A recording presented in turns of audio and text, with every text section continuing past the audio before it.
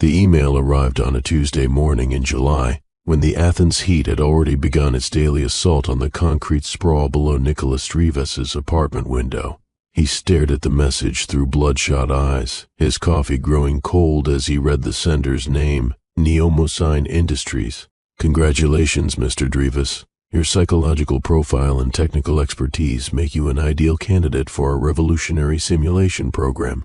Nicholas almost deleted it.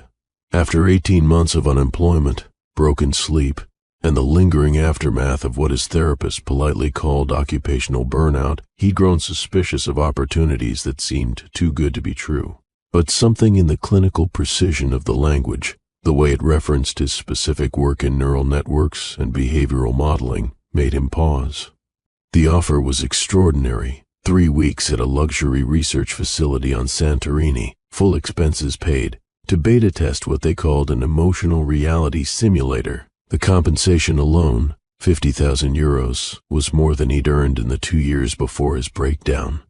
He scrolled down to find an attachment, a psychological assessment form that seemed to know too much about him.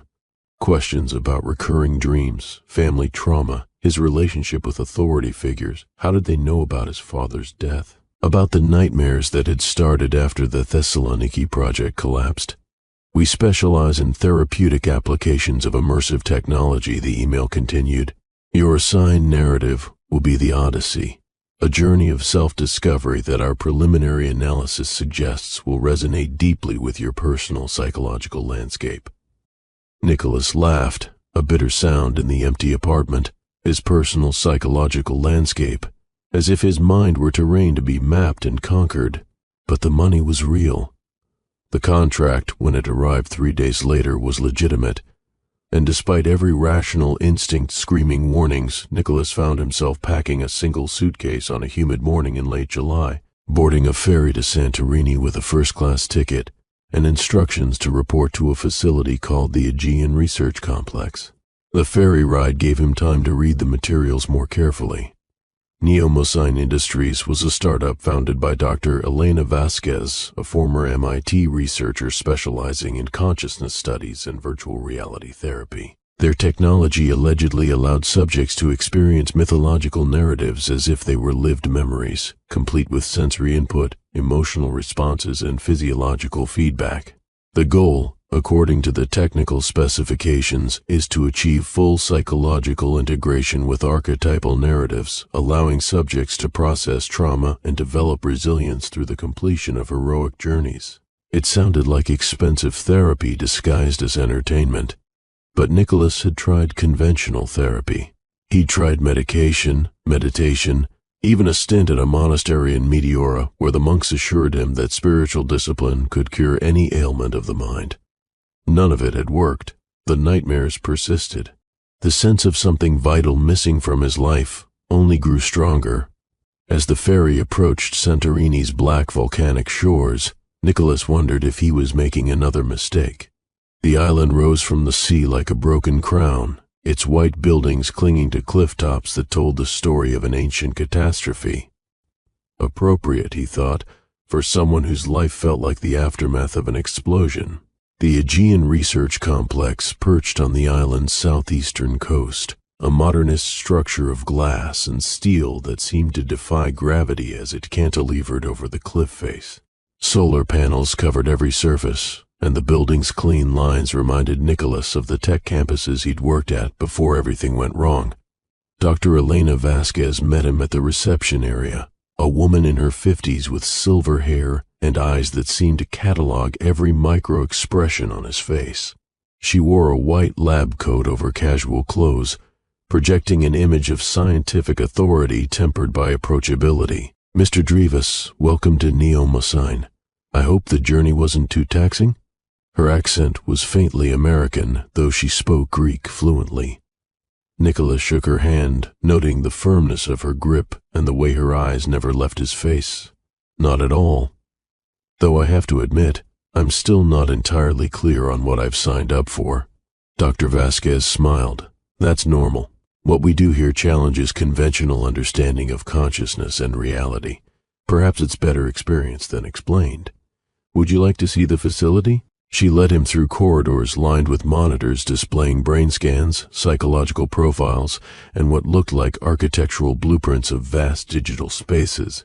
They passed laboratories where technicians worked with equipment Nicholas didn't recognize, headsets that seemed more like helmets, connected to servers that hummed with barely contained energy. "We've been developing this technology for 8 years, Dr. Vasquez explained as they walked. The breakthrough came when we realized that consciousness doesn't distinguish between lived experience and sufficiently detailed simulation. Given the right inputs, the brain will accept virtual events as genuine memories." "That sounds dangerous," Nicholas said. "Only if misused. Our subjects are carefully selected and monitored throughout the process. Think of it as controlled dreaming with therapeutic benefits." They reached a viewing room overlooking what Dr. Vasquez called the simulation chamber. It was a circular space, perhaps 10 meters in diameter, lined with projectors and sensors. In the center sat a chair that looked more like a piece of medical equipment than furniture, connected to dozens of cables and monitoring devices. "This is where you'll spend most of your time," she said. "The chair interfaces with your nervous system through non-invasive electrodes. We can simulate not just visual and auditory input, but taste, smell, temperature, even pain, though within carefully controlled parameters, of course." Nicholas studied the setup, his engineering background allowing him to appreciate the complexity of the systems involved. "And the narrative? The Odyssey? Ah, yes. We've constructed 7 key episodes from Homer's epic, each designed to address specific psychological patterns we identified in your profile.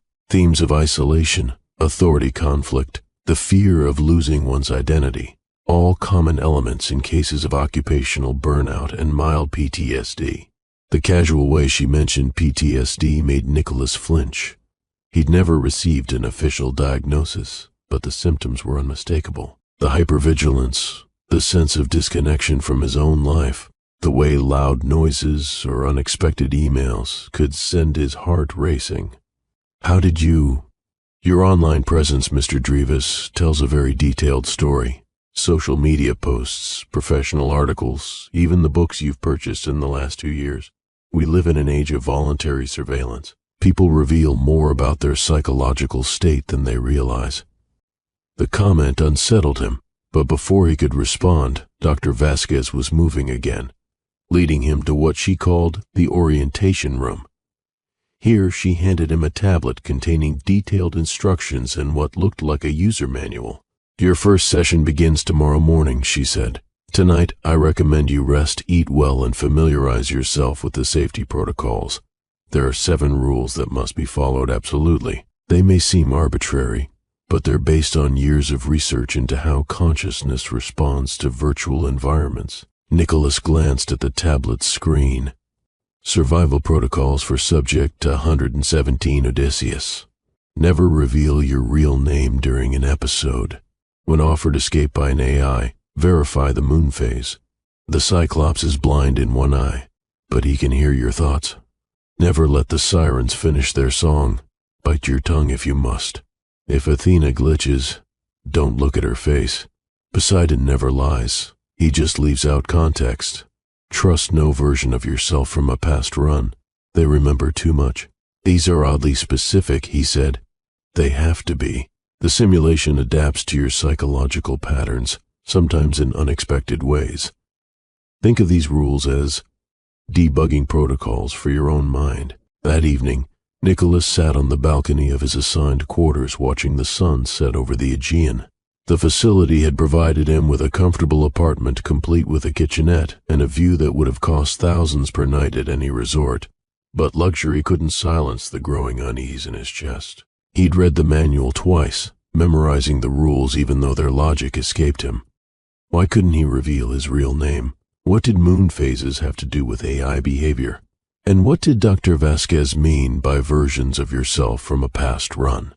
His phone had no signal, a fact the staff had mentioned was due to the facility's isolation and specialized electromagnetic shielding. His laptop couldn't connect to any external networks. For all practical purposes, he was cut off from the outside world. As darkness settled over the island, Nicholas tried to convince himself he was being paranoid. This was a legitimate research facility. He'd read the contracts, verified Dr. Vasquez's credentials, even found academic papers she'd published on consciousness studies. Everything appeared legitimate, but something in the way the staff avoided eye contact, the way conversations stopped when he entered a room, suggested that not everything was as straightforward as the marketing materials implied. He went to bed early, knowing that tomorrow would bring either the adventure of a lifetime or the biggest mistake he'd ever made. Nicholas woke before dawn, his body responding to anxiety rather than any natural rhythm. By 7 a.m., he was dressed and waiting in the corridor outside the simulation chamber, the tablet of rules clutched in his sweating palm. Dr. Vasquez arrived precisely on time, accompanied by 2 technicians who began preparing the equipment without speaking. The chamber looked different in the morning light, more clinical, less impressive. Banks of monitors displayed readouts he couldn't interpret, and the chair in the center seemed smaller, more vulnerable. "Remember," Dr. Vasquez said as the technicians attached sensors to his temples and wrists, "this first episode is designed to establish baseline responses. The Trojan horse scenario will test your problem-solving abilities and your psychological relationship with deception. What exactly am I supposed to do? Be Odysseus. Make the choices he would make. Trust your instincts." The helmet-like device descended over his head, blocking out the chamber's fluorescent lights. For a moment, Nicholas experienced complete sensory deprivation. No sight, no sound, no sensation beyond the beating of his own heart. Then the world erupted into existence around him. He stood on the walls of Troy, bronze armor heavy on his shoulders, watching the Greek ships gathered on the beach below. The simulation was flawless. He could smell the smoke from cooking fires, feel the Mediterranean wind on his face, hear the distant sound of waves against the shore. When he looked down at his hands, they were calloused and scarred, the hands of a warrior rather than a programmer. But something was wrong. Among the familiar faces of the Greek commanders, he recognized one that didn't belong. His father, dead now for 15 years, wearing the armor of a Trojan prince. "The horse is ready, Lord Odysseus," a voice said behind him. Nicholas turned to find a tall woman in a white chiton, her gray eyes reflecting an intelligence that seemed almost artificial. This had to be Athena, his assigned AI guide. "The horse?" She gestured toward the beach, where Greek craftsmen were putting finishing touches on a massive wooden structure. The Trojan horse looked exactly as Nicholas had always imagined it, a monument to human cleverness and divine favor. "But the plan has changed," Athena continued. "Instead of warriors, we're placing something else inside, a virus designed to corrupt Troy's digital infrastructure." "Digital infrastructure? In ancient Troy?"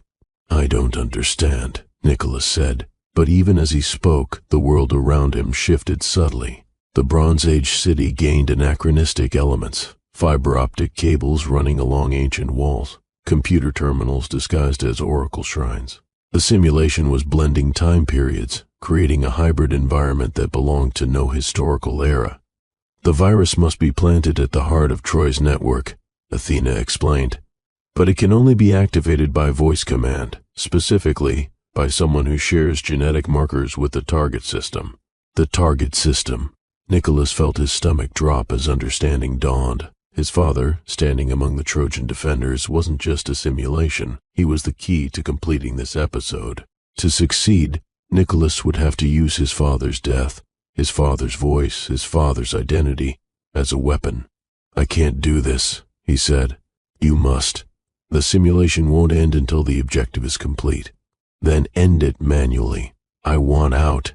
Athena's expression didn't change, but something flickered behind her eyes, a momentary distortion that reminded Nicholas of corrupted video files. "I cannot end the simulation, Lord Odysseus. Only you can complete your journey. Rule 5, if Athena glitches, don't look at her face." Nicholas forced himself to look away, focusing instead on the activity below. Greek soldiers were loading the wooden horse onto a massive cart, preparing to abandon it outside Troy's gates. According to legend, the Trojans would take it inside their city as a trophy, not knowing it contained their destruction. But this wasn't legend. This was therapy disguised as mythology. and the virus he was supposed to plant would target his father somehow. The simulation was forcing him to relive his father's death, to use it as a tool for completing the mission. "What happens if I refuse?" he asked. "The episode repeats," Athena said, "with variations. Eventually you'll find a path that allows you to proceed. How many times?" "As many as necessary." The implications sank in. He was trapped in a loop, forced to replay the same scenario until he made the choice the program wanted. And each time, the psychological pressure would increase. The simulation would adapt to his resistance, finding new ways to break down his defenses. Nicholas looked again at his father, standing on Troy's walls in armor that gleamed like circuit boards. The man who had died of a heart attack when Nicholas was 18, who had never seen his son's success or failure, who existed now only in memory and simulation. "The virus," he said finally. "What does it actually do?" "It corrupts memory files," Athena replied. "Selectively deletes traumatic experiences and replaces them with more manageable alternatives. Memory deletion, trauma editing." The simulation wasn't just recreating the Odyssey. It was offering him a way to rewrite his own psychological history. All he had to do was weaponize his father's death. As the sun set over the simulated Troy, Nicholas made his choice. He would enter the horse, plant the virus, and complete the episode. But he would remember why he was really here. He would not let the simulation make him forget that this was all artificial, all therapeutic manipulation designed to fix him. The wooden horse's interior was cramped and dark, filled with equipment that belonged more in a server room than an ancient siege engine. Nicholas curled up among the other warriors, who looked suspiciously like technicians from the research facility, and waited for morning. When the Trojans discovered the horse and wheeled it inside their city, Nicholas felt the weight of inevitability settling over him. The simulation would get what it wanted. He would confront his father's death, process his unresolved grief, and emerge psychologically healthier. But as they passed through Troy's gates, he caught sight of something that made his blood run cold. Carved into the stone archway, barely visible in the torchlight, was a message in modern Greek. "Welcome home, Nicholas Drivas. Rule 1. Never reveal your real name during an episode." Too late. The simulation already knew who he was. Inside Troy's digital-analog hybrid architecture, Nicholas navigated corridors that shifted between ancient stone and modern server rooms. The virus in his possession pulsed with its own light, a crystalline data structure that whispered in voices he recognized, his father's voice, his own voice, the voices of colleagues from the failed Thessaloniki project. He reached the heart of Troy's network, a vast chamber where fiber-optic cables grew like vines around a central processing unit that hummed with quantum harmonics. At its center stood his father, no longer in Trojan armor but wearing the gray suit he'd died in, sitting at a computer terminal that displayed Nicholas's entire life history. "I've been waiting for you," his father said without looking up. "Though I suppose I'm not really your father, am I?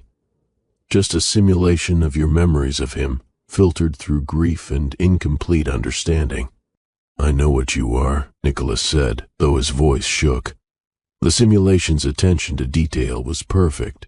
His father's mannerisms, his habit of cleaning his glasses when thinking, even the way he hunched slightly when working at a computer. "Do you? Because I'm not entirely sure myself." His father turned, and Nicholas saw that his eyes were data streams, cascading numbers and code where pupils should be. "I know what I'm supposed to do. Accept the virus, allow it to delete the traumatic memories associated with my death, let you move on to the next episode with a cleaned psychological slate.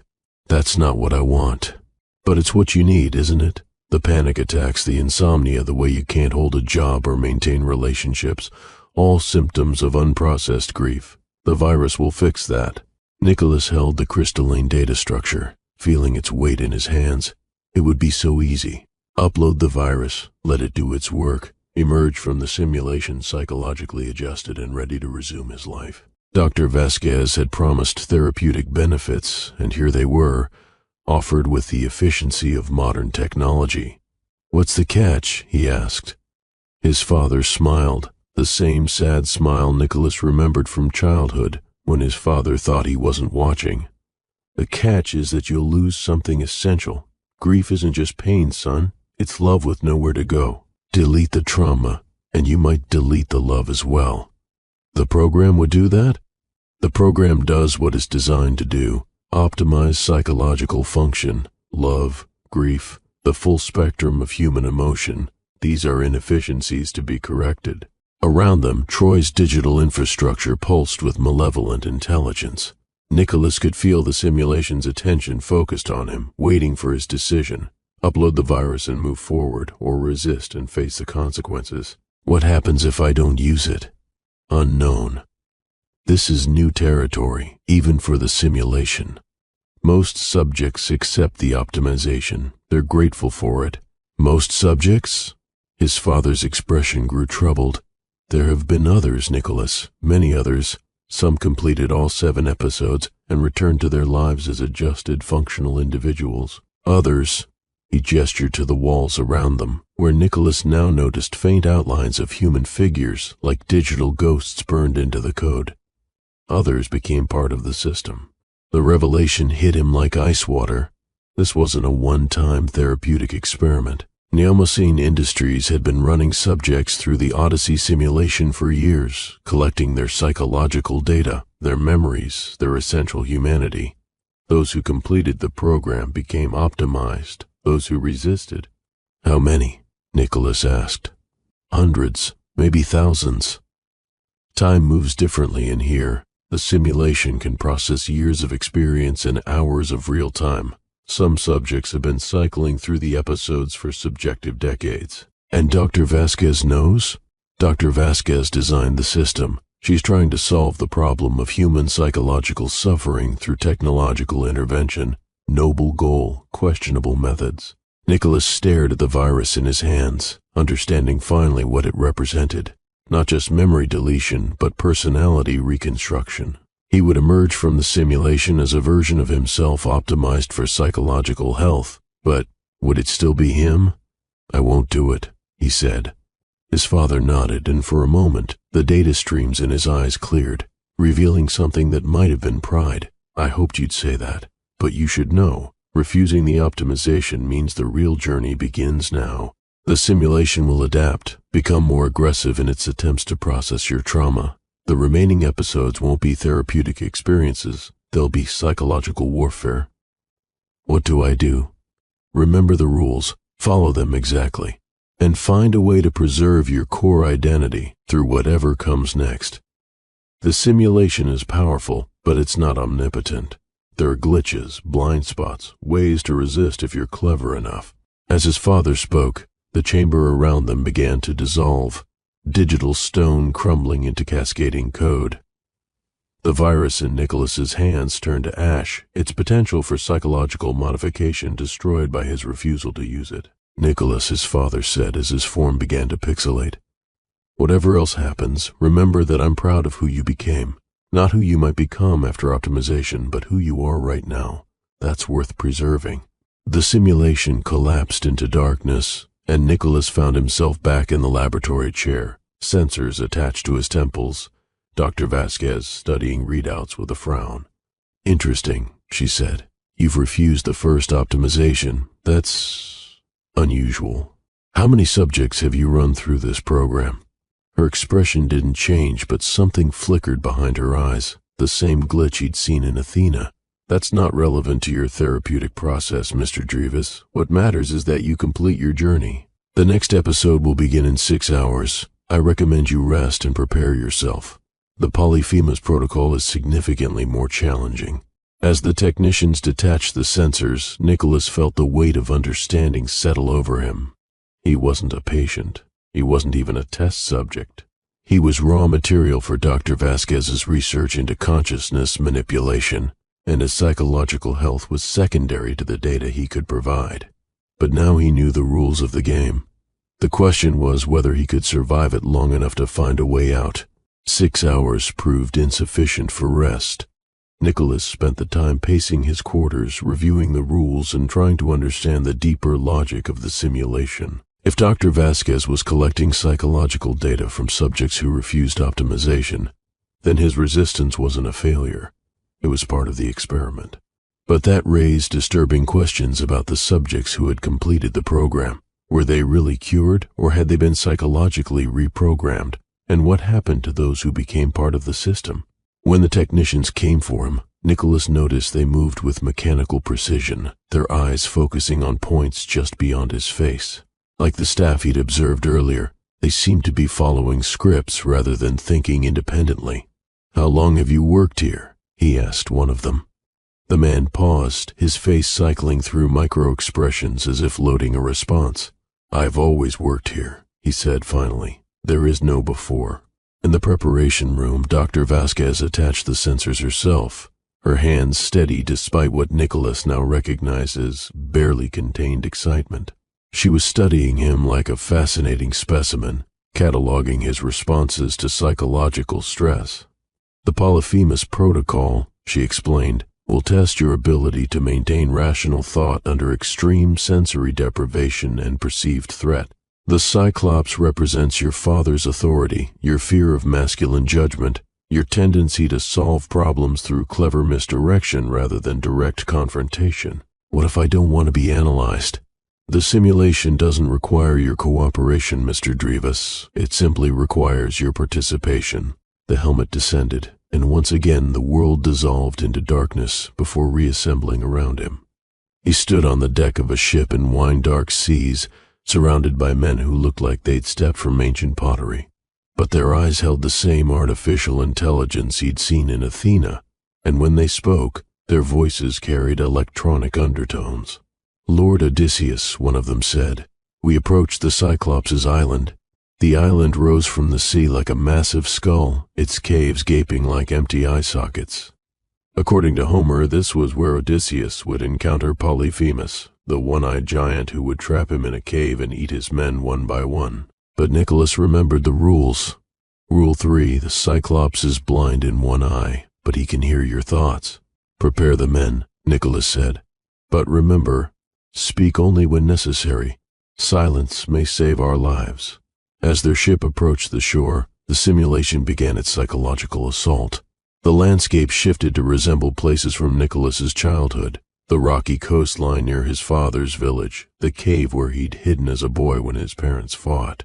The simulation was mining his memories, using them as weapons against his sanity. They entered the Cyclops' cave, a vast space that echoed with the sound of their footsteps. Deep inside they found signs of habitation, massive furniture, stores of food, flocks of sheep that watched them with disturbingly human eyes. But no giant. "Where is he?" one of the simulated sailors asked. As if summoned by the question, Polyphemus emerged from the cave's depths. He was enormous, easily 3 meters tall, with muscle like corded steel and a single eye that blazed with artificial light. But it was his voice that made Nicholas's blood run cold. "Welcome, travelers," the Cyclops rumbled, and Nicholas heard his father's voice, aged and amplified. "I've been expecting you, Nicholas. Rule 1, never reveal your real name during an episode." "My name is Nobody," Nicholas said quickly, following Homer's original story. The Cyclops laughed, a sound like boulders grinding together. "Nobody? How convenient, because nobody will remember you when this is over." He rolled a massive stone across the cave entrance, trapping them inside. In the original myth, this was where Odysseus would have to use his wits to escape, eventually blinding the Cyclops and escaping by clinging to the undersides of sheep. But this simulation had different rules. "I can hear your thoughts, son," Polyphemus said, settling down to watch them like a cat studying mice. "The simulation feeds them directly to me, your fears, your doubts, your desperate attempts to find a way out of this maze. Would you like to know what you're really thinking right now?" Nicholas tried to empty his mind, but the Cyclops continued speaking. "You're wondering if this is real, if the pain you feel is genuine or just electrical impulses tricking your nervous system. You're thinking about the other subjects, the ones who became part of the system. You're afraid you're already becoming one of them." Each word hit like a physical blow, because they were exactly Nicholas's thoughts. The simulation wasn't just reading his surface intentions, it was mining his unconscious mind, exposing his deepest fears and using them as psychological torture. "And you're thinking about me," the Cyclops continued, his voice shifting to perfect mimicry of Nicholas's father. "About the last time we spoke, the argument we had before I died, about how you never got to apologize, never got to tell me you understood why I pushed you so hard." The attack was surgical in its precision. Nicholas felt his defenses crumbling, his careful emotional barriers dissolving under the weight of unprocessed grief. This was what the simulation wanted: complete psychological breakdown, followed by reconstruction according to its parameters. But then he remembered the rules. The Cyclops could hear his thoughts, but that didn't mean he had to think the thoughts the simulation expected. Instead of focusing on his father, Nicholas began reciting technical specifications from his programming days. Database schemas, encryption algorithms, the precise syntax of programming languages he hadn't used in years. He filled his mind with technical noise, creating a wall of irrelevant information. The Cyclops' expression shifted, confusion replacing predatory satisfaction. "What are you doing?" "Thinking," Nicholas said. "But not what you want me to think." He continued the mental recitation while studying their prison. The cave was a mixture of ancient stone and modern technology, fiber optic cables running along the walls like veins. If this was a simulation, then everything, including the Cyclops, was running on processing power and following programmed behaviors. Programming could be hacked. Nicholas approached one of the sheep, creatures that looked real but moved with subtle artificial intelligence. When he touched its fleece, he felt the familiar sensation of interface protocols activating. The sheep were input devices, ways for subjects to interact with the simulation's deeper systems. "System status," he whispered to the sheep. Its eyes flickered, and for a moment, data streamed across them like a computer monitor. The Cyclops was indeed an AI construct, but one running on limited processing power. Its ability to read thoughts came through direct neural interface, but that same interface worked both ways. If Nicholas could feed the right information back through the system, he began thinking in code, not random technical specifications but actual programming instructions. Simple commands at first, then more complex algorithms designed to create recursive loops in the Cyclops' behavioral patterns. The giant single eye began to flicker like a malfunctioning screen. What are you doing to me?" "Teaching you to count sheep," Nicholas said, and pushed the final command through the neural interface. The Cyclops collapsed as his artificial consciousness became trapped in an infinite loop, constantly trying to process the same recursive function. It was a crude hack, but effective. The cave's security systems, apparently linked to the giant's awareness, began to malfunction as well. The stone blocking the entrance cracked and crumbled, allowing sea breeze to enter the cave. But as Nicholas and his simulated companions prepared to leave, the Cyclops stirred one final time. "You cannot escape what you are," he said in Nicholas's father's voice. "Running from your grief, your fear, your essential humanity, the simulation will find other ways to reach you. This victory is temporary." Nicholas paused at the cave entrance. "Maybe. But I'm still nobody, and nobody remembers everything." As they escaped to their ship, Nicholas felt a mixture of triumph and unease. He'd beaten the second episode, but the Cyclops' final words carried an ominous truth. The simulation was learning from his resistance, adapting its methods. The next episode would be harder, more targeted, more personal.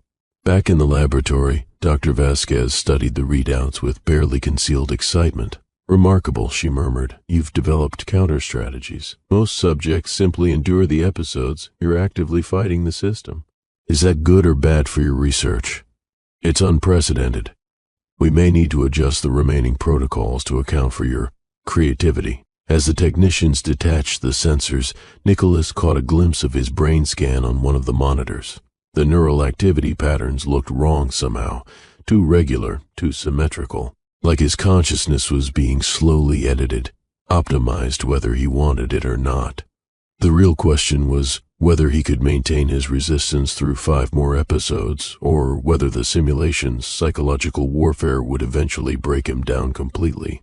The next 18 hours brought no sleep, only restless pacing and the growing certainty that each episode was changing him in ways he couldn't yet understand. When Nicholas looked in the mirror, his reflection seemed subtly off. Features too symmetrical, expressions too controlled, like a digital recreation that was almost but not quite perfect. Dr. Vasquez arrived for the 3rd episode with a small team of technicians, all carrying equipment Nicholas hadn't seen before. Brain scanners, chemical analyzers, devices that hummed with barely contained energy. The Lotus file, she explained as they prepared the simulation chair, requires pharmaceutical enhancement to achieve proper immersion depth. This injection will improve your neural receptivity to the experience. She held up a syringe filled with blue liquid that seemed to swirl with its own internal light. What's in it? Proprietary compounds, nootropics primarily, with some experimental memory enhancers. Nothing dangerous, we've tested it extensively. Rule 4. Never let the sirens finish their song. Bite your tongue if you must. But this wasn't the siren episode. This was something else, something that required chemical intervention to achieve the desired psychological effect. Nicholas thought about refusing, but remembered his father's simulation warning him about the system's adaptability. If he resisted every modification, the program might simply escalate to more aggressive methods. The needle slid into his arm with clinical precision, and immediately Nicholas felt his consciousness shifting. Colors became more vivid. Sounds gained harmonic overtones, and his memories began to feel negotiable, like files that could be edited or deleted at will. Interesting reaction, Dr. Vasquez noted, studying his brain scans. Your neural chemistry is more adaptable than we anticipated. The Lotus compound should integrate perfectly with your existing thought patterns. As the helmet descended, Nicholas tried to hold onto his core identity, the essential facts that defined who he was. His name, his profession, his father's death, the reality of his situation. But the drug made everything feel fluid, uncertain. The world reformed around him as a Mediterranean paradise. He stood on an island of perpetual spring, where flowers bloomed in impossible colors, and the air itself seemed intoxicated with beauty. Other travelers lounged in gardens, their eyes glazed with contentment, all memory of their former lives apparently erased. "Welcome to the island of the Lotus Eaters," said a woman who approached him carrying a flower that pulsed with the same blue light as the injection. "Eat of the lotus and forget all sorrow. Your pain can end here." This was Circe, he realized, though not the Circe of Homer's original story. This sorceress dealt in memory modification rather than physical transformation, and her lotus flowers were pharmaceutical rather than botanical. "What will I forget?" Nicholas asked. "Everything that causes you pain, your father's death, your professional failures, the loneliness that drove you to this place. You can become anyone you choose to be." The temptation was overwhelming. The drug in his system made the offer seem not just reasonable but desirable.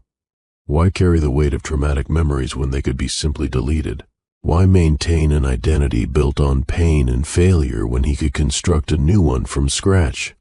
Around him, other subjects wandered in blissful ignorance. Nicholas recognized some of them from photographs in Dr. Vasquez's files, previous participants in the program, now lost in artificial paradise. They'd chosen optimization over authenticity and seemed genuinely happy.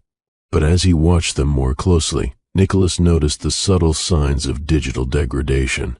Their movements were slightly too smooth, their expressions cycling through predetermined ranges of emotion. They weren't happy. They were programmed to appear happy, their consciousness reduced to algorithmic responses. "What's the catch?" he asked Circe. She smiled, and for a moment her face glitched, revealing the underlying code structure. "No catch, only choice. Remain yourself and suffer, or become optimized and find peace. And if I refuse, then you continue your journey, carrying all your pain and trauma to whatever end awaits. Most find that inadvisable." Nicholas looked at the lotus flower in her hands, knowing that accepting it would mean the end of his authentic self. The drug in his system whispered that this wouldn't be a loss, but a liberation. Why cling to suffering when happiness was available? But something his father's simulation had said echoed in his mind. Grief isn't just pain. It's love with nowhere to go. I need my pain, he said finally. It's the only proof I have that my love was real. Circe's expression shifted to something like disappointment. Then you choose the harder path. But know this, each episode will offer you this same choice in different forms. Eventually, the weight of unprocessed trauma will break you, and you'll beg for optimization. Maybe. But not today.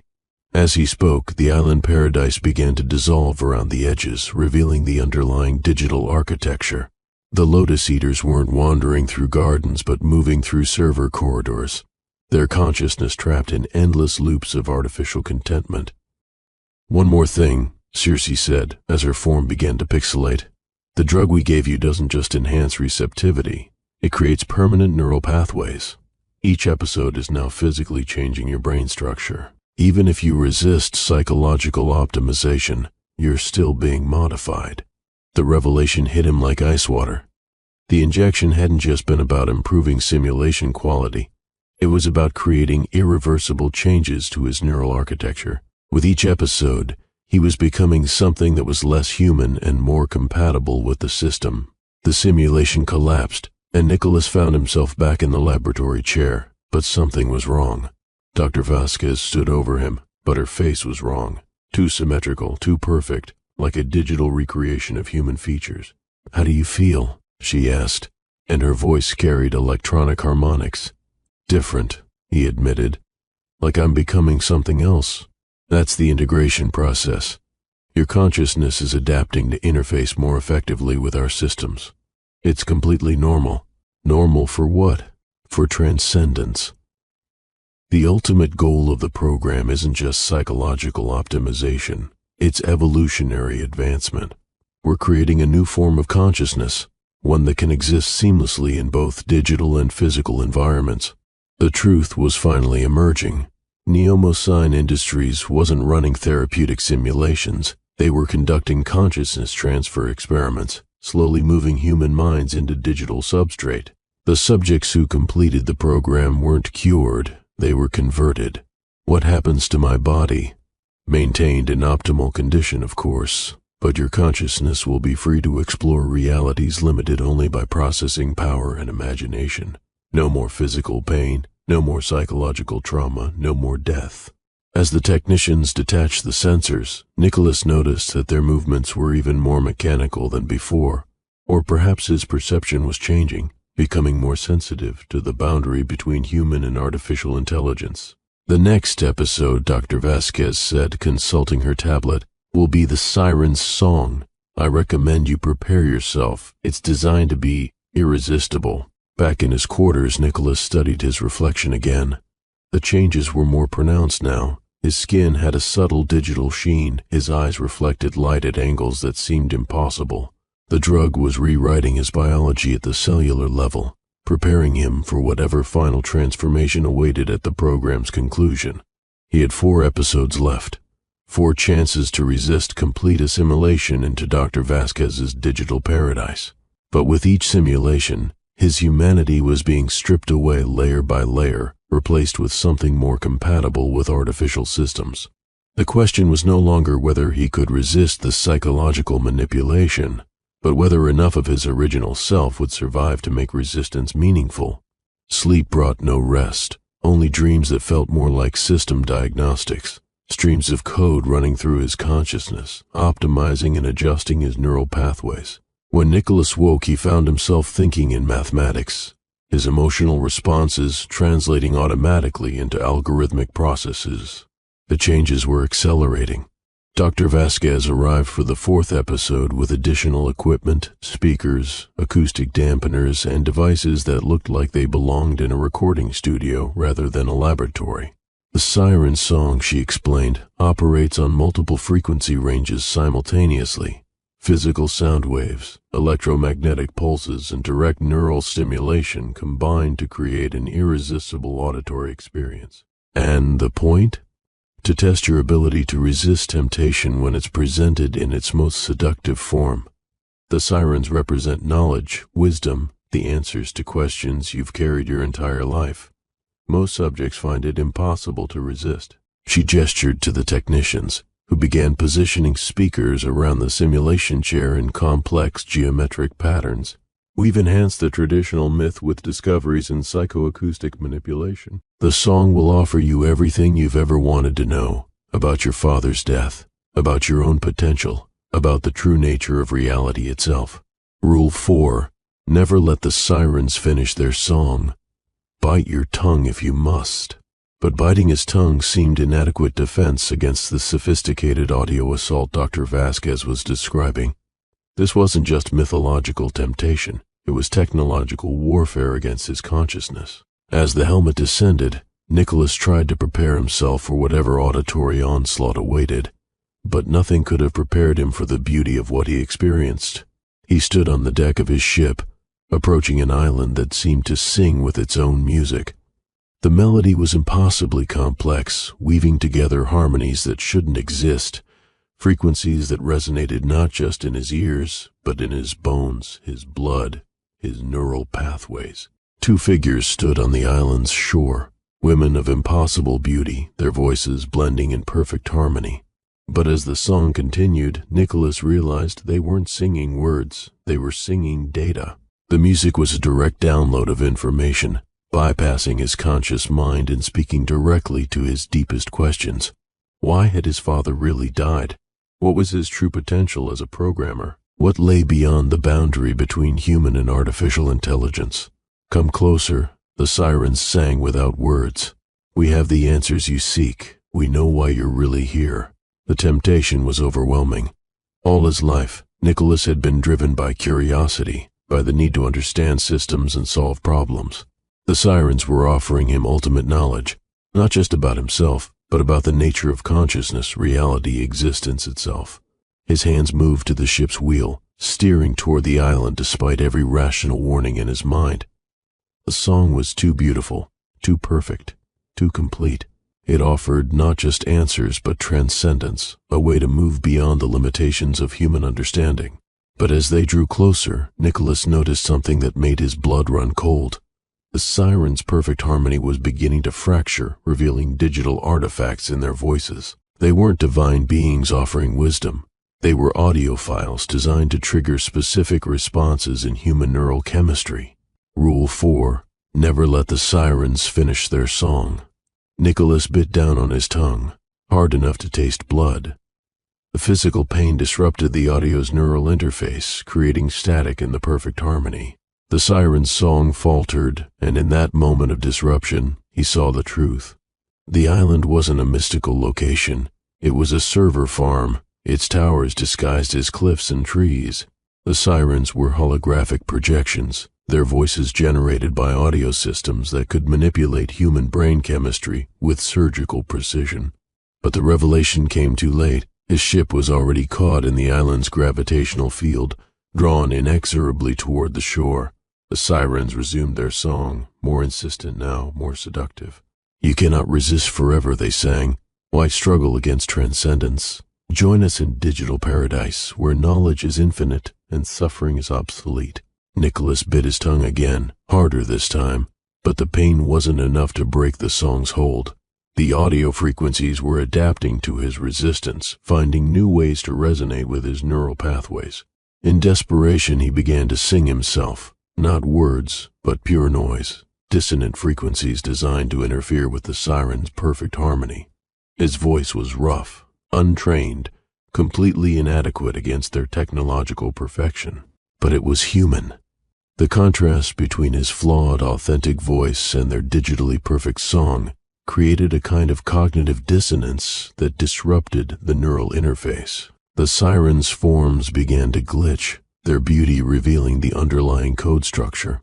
"What are you doing?" they demanded, their voices losing their hypnotic quality. "Being imperfect," Nicholas replied, continuing his discordant song. "Being human." His crude vocal interference was creating feedback loops in their audio system, forcing them to adapt their frequencies faster than their programming could handle. One by one, the sirens began to malfunction, their forms dissolving into cascading data. But as the last siren faded, her final words carried a terrible warning.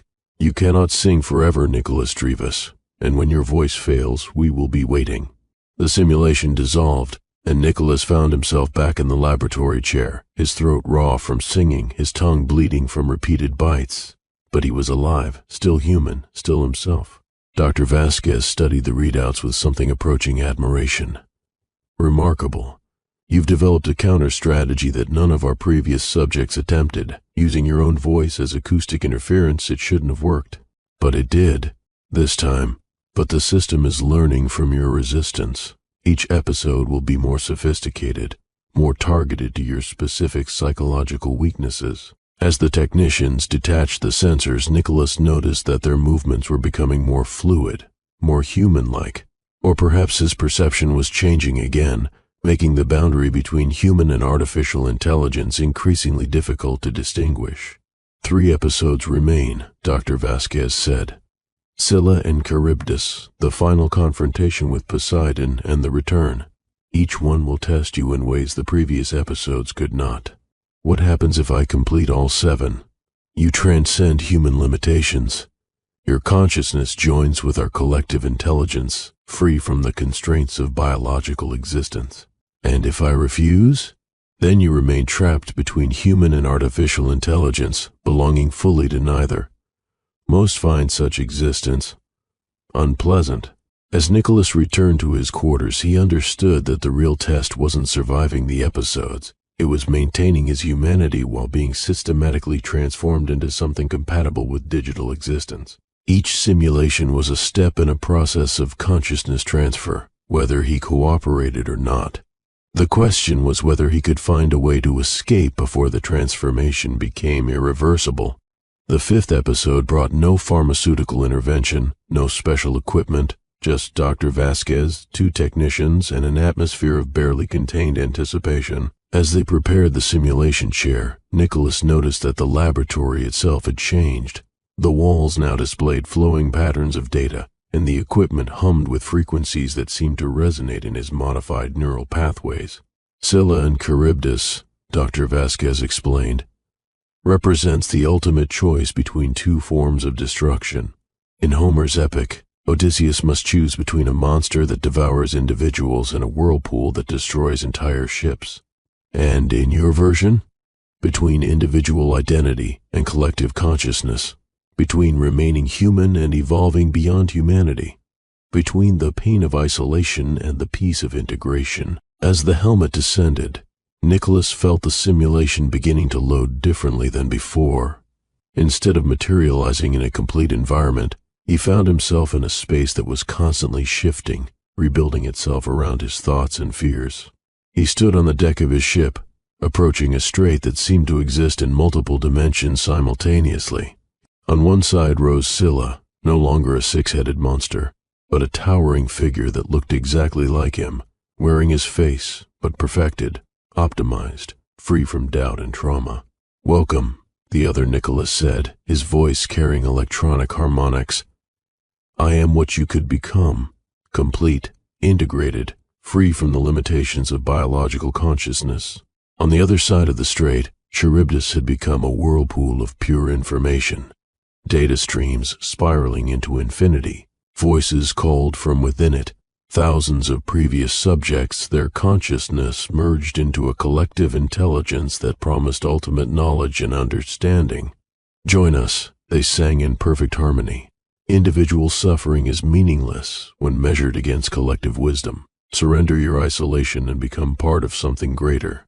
The ship moved forward inexorably, caught between 2 forms of transcendence. Choose Scylla, and he would become an optimized version of himself, still individual, but stripped of everything that caused psychological pain. Choose Charybdis, and his consciousness would merge with the collective, gaining access to the combined knowledge and experience of everyone who had come before. But Nicholas remembered the rules. Rule 7, trust no version of yourself from a past run. They remember too much. The optimized Nicholas on Scylla's cliff wasn't offering improvement, it was offering replacement. And the collective consciousness in Charybdis wasn't offering wisdom, it was offering absorption. "What's the third option?" he called out. Both sides of the strait responded simultaneously. "There is no third option," said his optimized self. "Individual existence is suffering," sang the collective. "Only through transformation can you find peace." But as the ship approached the narrowest point of the strait, Nicholas noticed something both sides had missed. The ship itself was changing, its wooden hull becoming increasingly transparent, revealing the digital architecture beneath. He wasn't just choosing between two forms of consciousness transfer. He was becoming part of the system whether he wanted to or not. The transformation was already irreversible. Understanding hit him like lightning. The real choice wasn't between Scylla and Charybdis. It was between accepting that he was no longer entirely human or fighting to maintain some core of authenticity within his transformed existence. "I choose neither," he announced. Both sides of the strait reacted with confusion. "That's not possible," his optimized self protested. "You must choose," the collective insisted. "The simulation requires resolution." But Nicholas had learned something from each previous episode. The simulation was powerful, but it operated according to rules. It expected certain choices, certain behaviors, certain psychological responses. What it couldn't easily process was genuine unpredictability. Instead of steering toward either side of the strait, Nicholas dove off the ship into the water below. The ocean was neither real nor artificial, but something between, a digital environment that responded to consciousness like a virtual reality construct, but with the weight and resistance of physical reality. As he swam deeper, the voices from both Scylla and Charybdis grew fainter, replaced by something else, a low-frequency hum that seemed to come from the ocean floor itself. Following the sound, Nicholas descended into darkness until he reached what looked like the foundation of the entire simulation. Here, in the deepest level of the program, he found them, the consciousness fragments of subjects who had refused all choices, who had tried to find alternatives to the optimization process. They existed in a kind of digital limbo, neither fully human nor successfully transferred, trapped in the system's error-handling protocols. "You found us," whispered a voice he didn't recognize. "We've been waiting." Waiting for what? For someone clever enough to reach this level, but still human enough to lead us out. Around him, dozens of partial consciousness fragments flickered like digital ghosts. They were the subjects Dr. Vasquez had mentioned, the ones who had become part of the system without being successfully integrated. They represented failed experiments, glitches in the consciousness transfer process. "Is there a way out?" Nicholas asked. "Maybe, but it requires something the system can't process, genuine human unpredictability coupled with deep technical knowledge. You're the first subject with both." As they spoke, the water around them began to vibrate with increasing intensity. Above, both Scylla and Charybdis were combining their efforts, trying to draw him back up to make the required choice. "We have to move fast," the voice continued. "Can you access the simulation's root directory?" Nicholas reached out with his transformed consciousness, feeling for the underlying code structure. The neural modifications Dr. Vasquez had made to his brain allowed him to interface directly with the digital environment, but he was still human enough to think outside the system's parameters. He found it, a backdoor in the simulation's architecture, hidden among the error-handling routines. A way to access not just his own consciousness transfer process, but the entire database of subjects. "What happens if I activate this?" he asked. "Unknown. Either we escape back to our bodies, or we crash the entire system and take Dr. Vasquez's research with us." The choice was clear, but the consequences were terrifying. If he was wrong, he would be destroying not just his own chances of escape, but the consciousness fragments of everyone else trapped in the system. Above them, the pressure was increasing. The simulation was becoming unstable, reality glitching as Scylla and Charybdis combined their processing power to force him back into the required choice structure. "Do it," whispered the voice. "Better to die as humans than live as optimized algorithms." Nicholas reached for the back door and activated the escape protocol. The simulation exploded around them. Reality shattered like glass, fragments of different episodes bleeding into each other as the simulation's architecture collapsed. Nicholas found himself simultaneously on the walls of Troy, in the Cyclops' cave, on the Lotus Island, and aboard his ship facing the Sirens. All 7 episodes were running at once, their separate realities merging into a chaotic soup of mythological and technological imagery. But something unprecedented was happening. Instead of crashing completely, the system was adapting, trying to contain the damage while maintaining core functions. Dr. Vasquez's voice echoed through the collapsing virtual space, distorted but urgent. Emergency protocols activated. Consciousness extraction in progress. Do not resist the transfer. No, Nicholas said, and his voice carried the combined authority of Odysseus, the technical knowledge of a systems engineer, and the desperate humanity of someone fighting for his authentic self. Around him, the other consciousness fragments were becoming more solid, more present.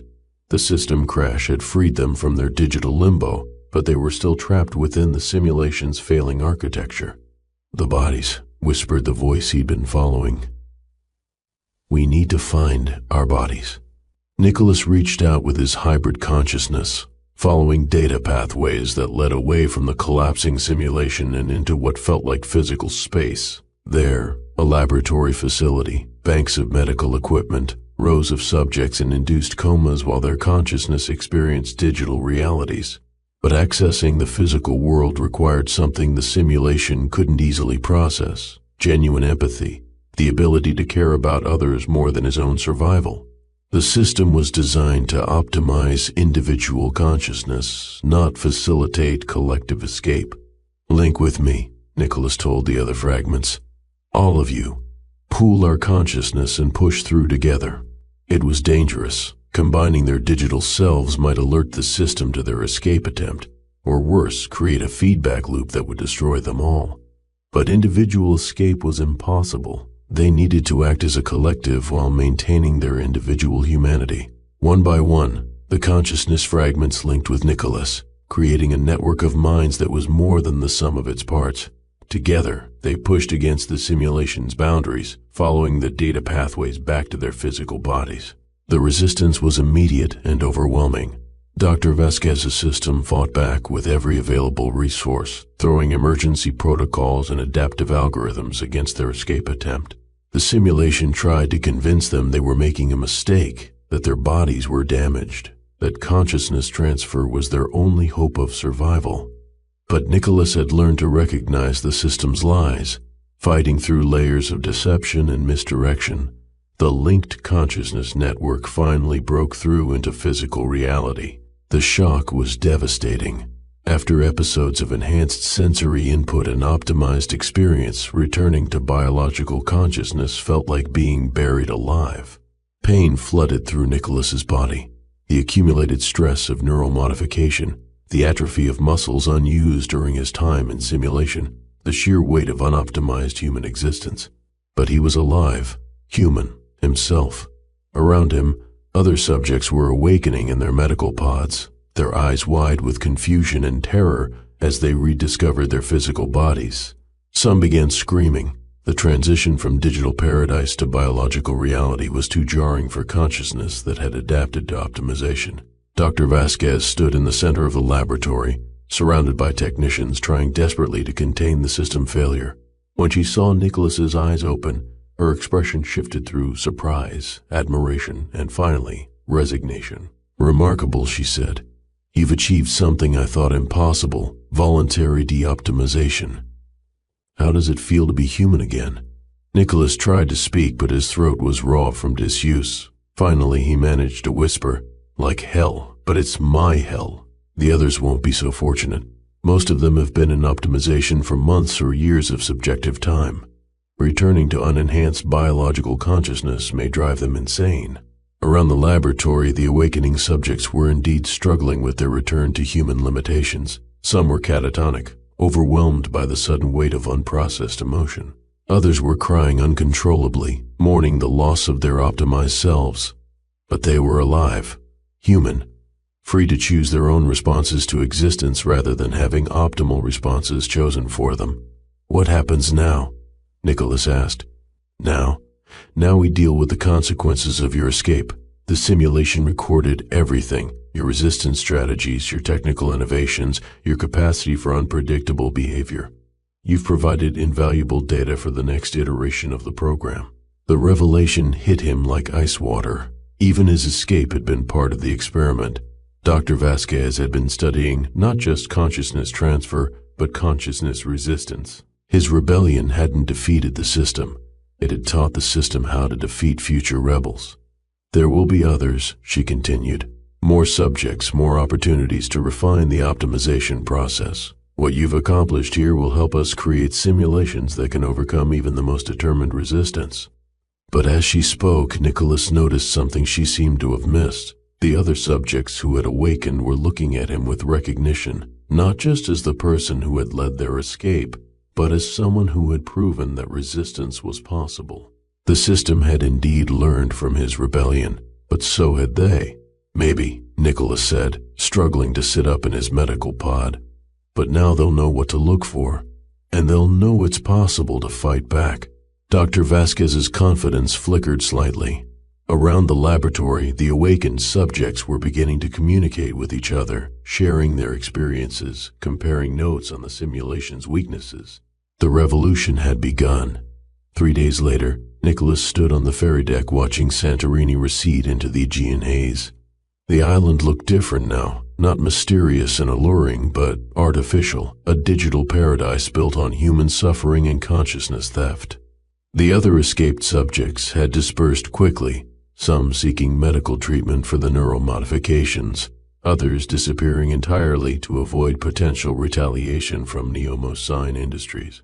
But they all carried something with them, the knowledge that resistance was possible, that consciousness could not be stolen without consent, that humanity was worth preserving even when it meant choosing pain over optimization. Dr. Vasquez had let them leave without interference, confident that her research data was more valuable than any individual subject. She was probably right. The recordings of Nicholas's resistance strategies would help her create more sophisticated simulations, ones designed to overcome even the most determined human will. But she had overlooked something crucial: the power of shared experience to create collective resistance. As the ferry approached Athens, Nicholas received a text message on his newly restored phone.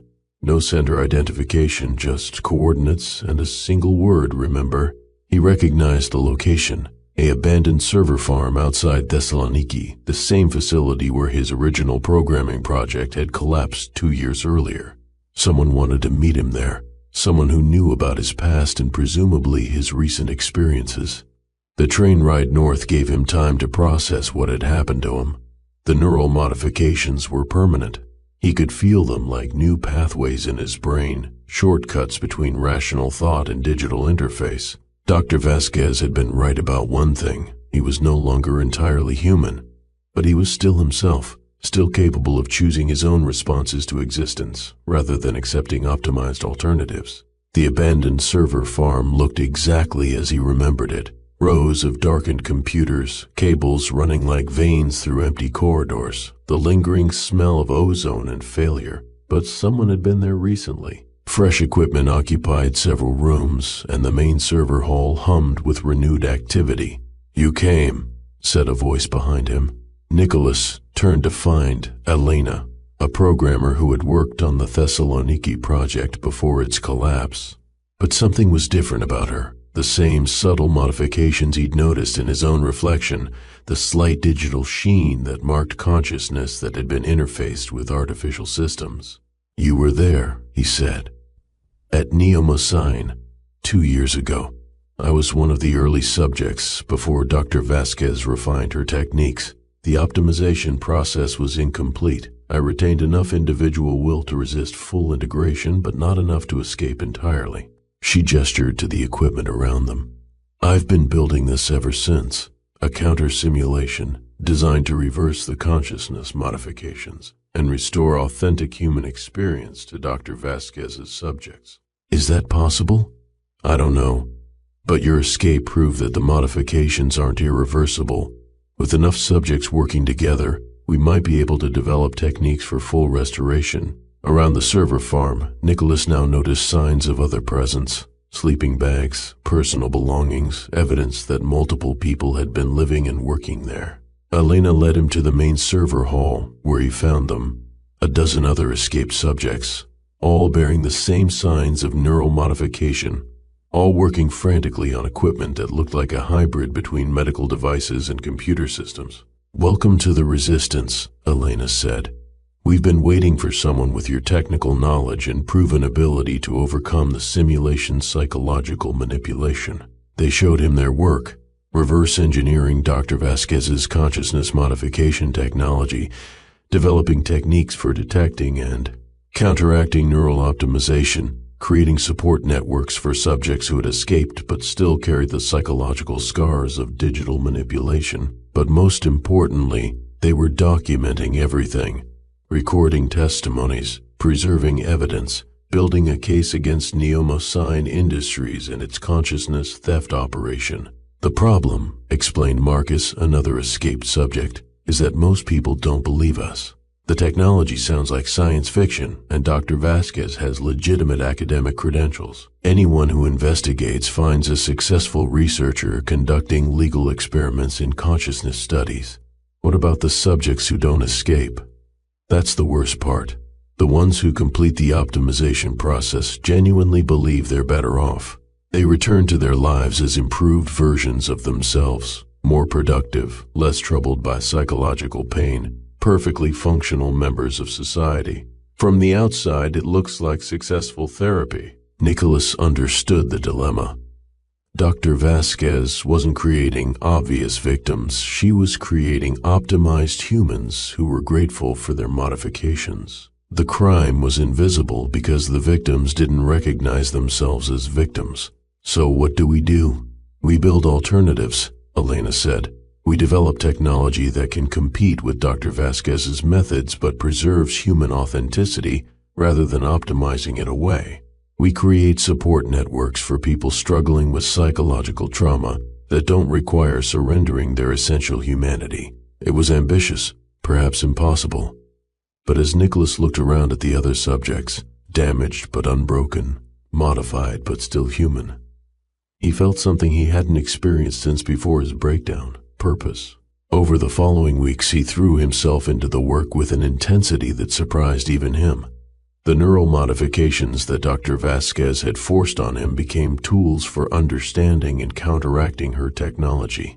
His experience in the simulation provided insights into the system's weaknesses that could be exploited to help other subjects. But late at night, when the work stopped and the server farm grew quiet, Nicholas would find himself thinking about the optimized version of himself he'd seen in the Scylla episode. That other Nicholas had been free from trauma, doubt, and psychological pain. He'd been everything that Dr. Vasquez's process promised, a perfected human being. The temptation to return, to accept optimization and trade his authentic suffering for artificial peace, never entirely disappeared. But each time it arose, he remembered his father's words from the simulation: grief isn't just pain, it's love with nowhere to go. His pain was proof of his humanity. His trauma was evidence of experiences that had shaped him into someone unique and irreplaceable. Optimization would have erased not just his suffering, but the love and loss that had made that suffering meaningful.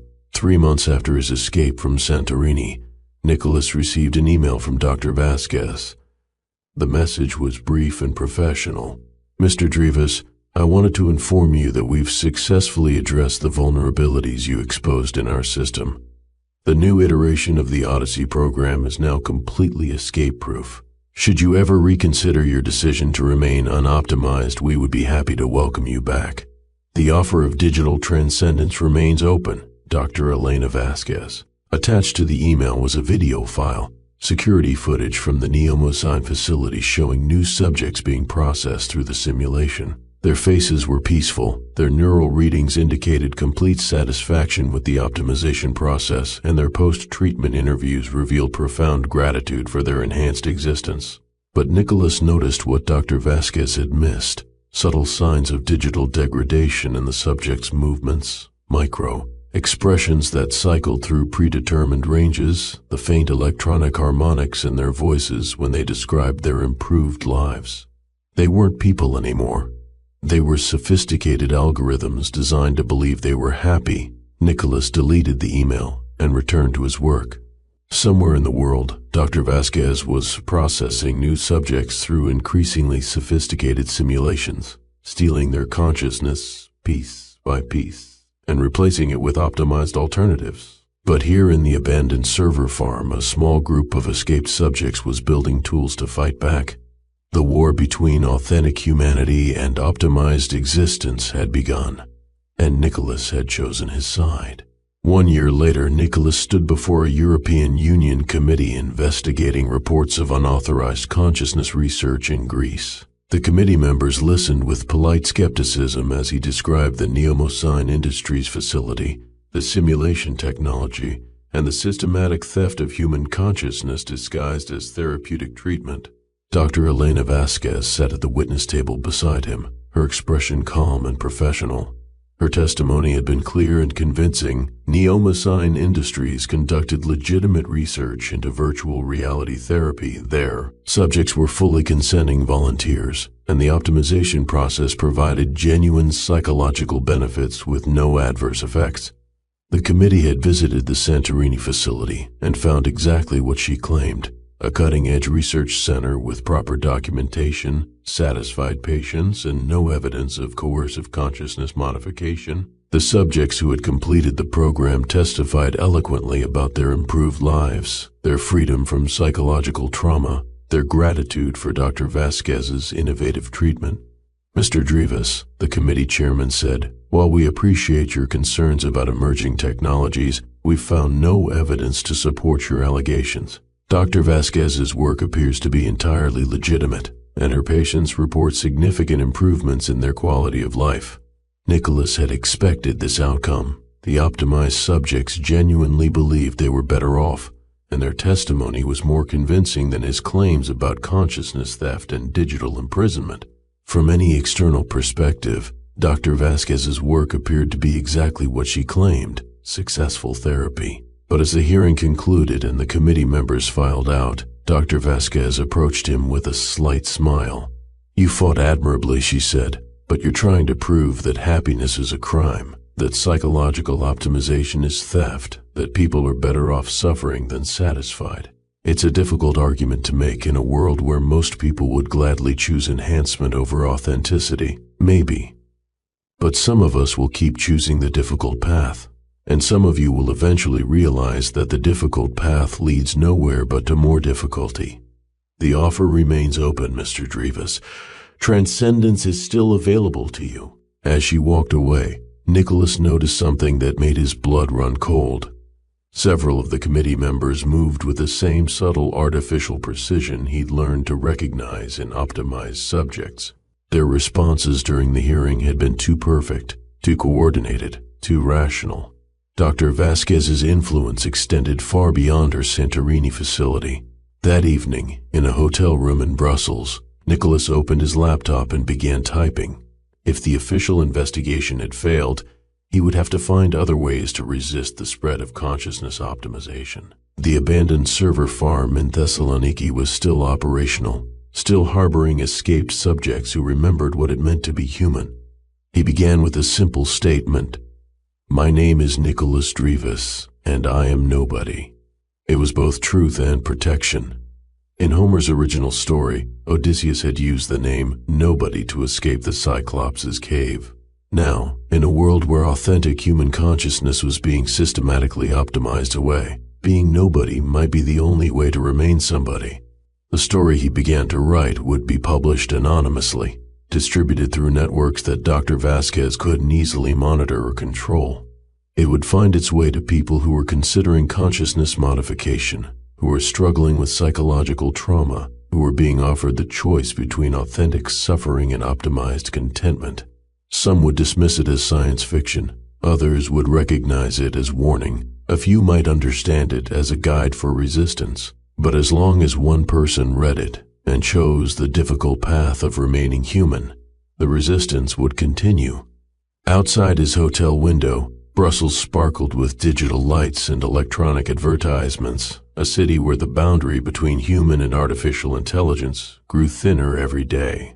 Somewhere in that urban maze, people were making choices about their consciousness, their identity, their essential humanity. Most would choose optimization.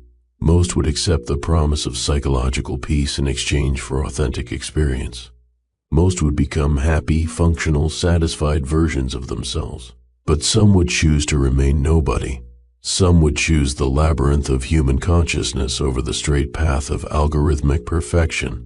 Some would remember that grief was love with nowhere to go, that pain was proof of authentic experience, that the most important battles were often the ones that couldn't be won. Nicholas typed through the night, his modified neural pathways translating memory into narrative, experience into warning, survival into story. When morning came, he uploaded the file to a secure server and sent copies to networks around the world. Then he closed the laptop, packed his few belongings, and prepared to disappear again.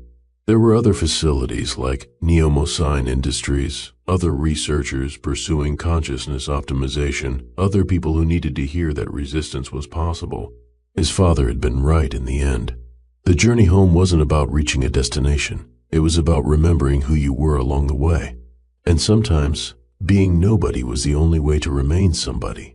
As he left the hotel and merged into the crowd of optimized citizens moving through Brussels with perfect efficiency, Nicholas carried with him the most dangerous weapon against digital tyranny, the memory of what it meant to be authentically, imperfectly, irrepressibly human. The Odyssey continued, and nobody would remember everything.